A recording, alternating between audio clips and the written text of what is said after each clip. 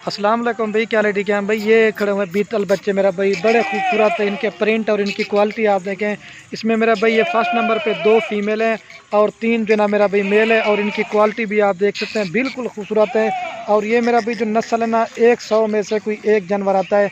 ये तकरीबन आज पहली बार इस तरह के जानवर आपको दिखा रहे हैं। ज़बरदस्त मेरा भाई लाट है, इसका कलर भी और इसकी क्वालिटी और खूबसूरती आप देख सकते हैं मेरा भाई। ये देख लें, ये देख लें मेरा भाई, ठीक हो गया।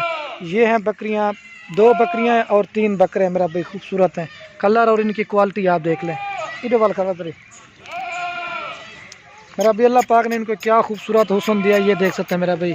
इनके तोते शेप और इनकी क्वालिटी आप देख सकते हैं मेरा भाई, ज़बरदस्त। ये देख सकते हैं मेरा भाई, ये देख सकते हैं मेरा भाई, ज़बरदस्त।